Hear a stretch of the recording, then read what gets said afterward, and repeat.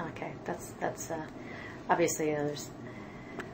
But that's obviously between you and me. Yes, like figuring out that's Yeah. There are ways to talk about thing that would not be about him or about the direct leadership of the department. So please know that I will not talk about that. Yes. But I think you can talk about. But it's very much in our minds. Very much. Okay. And that is helpful because in going around, he's been very very helpful in kind of taking me around and showing me what each of the different groups are doing. And there is some exciting stuff. I'm not sure that it's because of his leadership that it's happening, but it is just it's kind of bubbling up. Yeah. And I bet that, though there's no way to quantify this really, that a lot of that is coming from the bouncing ideas off of each other that's starting now slowly to happen in the PLCs. See, when we go to the secondary, they choose between the American diploma and the advanced Saudi program. In that advanced Saudi program, they're able to just sit still. I mean, if you get a Huda in charge, they're not going to sit still. But he's able to just sort of, and it's not noticed as much, and he's mostly involved with that program. So, and he occasionally he'll do something and we think, oh, good, he's going to change, and then not too much happens. Okay, so some of the things that I've been seeing, because I have seen, the certain consistent types of lesson strategies, and instructional strategies across the classes, and certainly they're incorporating things that the school would like to see students do. So I think that there has been definitely some change. Definitely, but not nearly enough. And there are a couple of new teachers. They're in the English section. I've talked to them, social studies, and we have a few in math and science. Who are who have really impressed me with their in the boys' school. Yeah, in the boys' school, with their creativity and their eagerness, their openness to other ideas. Good. For example, I had a really good conversation with one of the teachers in social studies, and they're doing it's a ninth grade social studies. So it was interesting because he's in the English, and he's the counterpart of Dr. Ya, and they were both on the unit of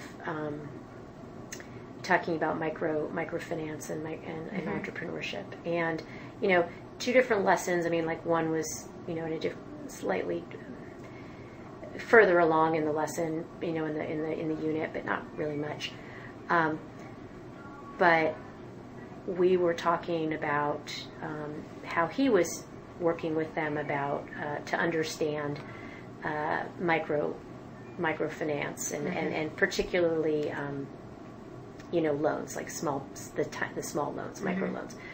And I said, oh, well, this is really interesting to me because, I also have taught about this topic. And, one of the things, and, he's kind of explaining what he likes to do with them and how he's really trying to connect it to the students' experience and their lives and helping them make action out of it. All the things that you want to see.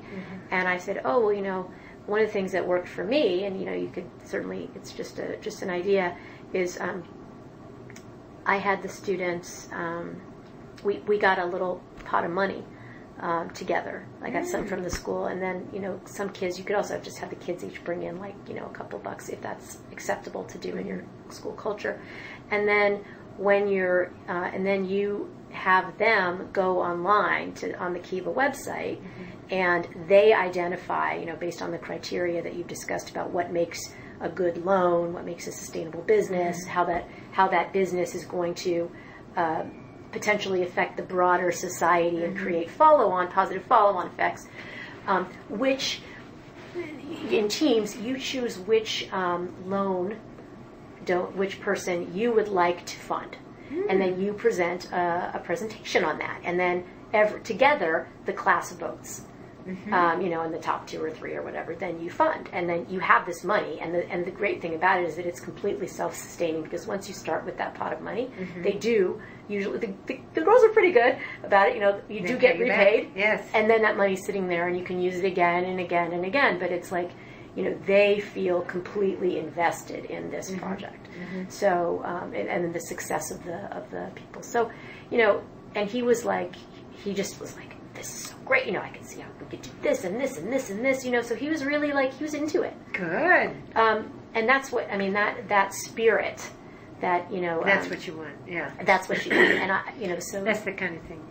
We have, no, she's raised a lot of teachers. Yeah. And the good teachers that we have here have all been touched by her. And she would have grabbed an idea like that and just run with it. Yeah, and taken it way further, I'm sure. But things like that. So I do see really some. I do see how the schools, and I said this a little bit last night too, and I hope it was coherent. But I also, so sorry. It's okay, totally fine. No, it was the first night I was like, actually, I went to bed at a little before 10. I hadn't been asleep very long, so it was fine. And I also, shared this with Bilal and Rola, that, so much of what the school has been putting in place for so long is what's contributing to the success, I think, of this program, and the way that it's being implemented. And so I'm trying to think now as what are the lessons that can be taken out of that for other institutions, and what is really part of the secret sauce here, because it's it's really remarkable how how much thought has gone in, and how much planning, and how much institutional support, and kind of intentional scaffolding has occurred, that that is making this possible. And I wonder, with a lot of IB schools, not a lot, some, whether, and the MYP is the hardest of them to implement, people say. Well, they used to say that. Now it's getting a little better. Yeah, because there was an old MYP design, which apparently was... And now it's the new design. Changed, yeah. So this is the new design. The new design. But, I think that the point is that, going now into the PYP, that's really going to support the MYP. Yeah, and I think it's really interesting, even I was looking at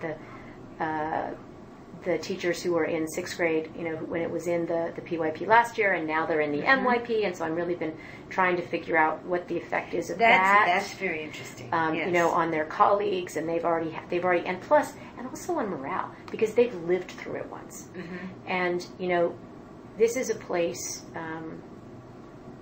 that I think, and it resonates because there's some aspects of my school that are, seem similar, that doesn't do anything halfway.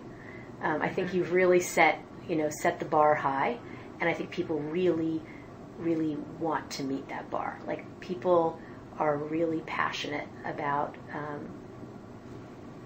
learning, and about their students, and about making this a really great school. Most are. Not all. Not all. Yeah. And that's and always those the that case. aren't usually don't last too long. But we have those that have lasted, and I don't get the passion. Yeah, and that's also the case with every institution. But I think that you've given them ways to tap into pre-existing predilections for some of them.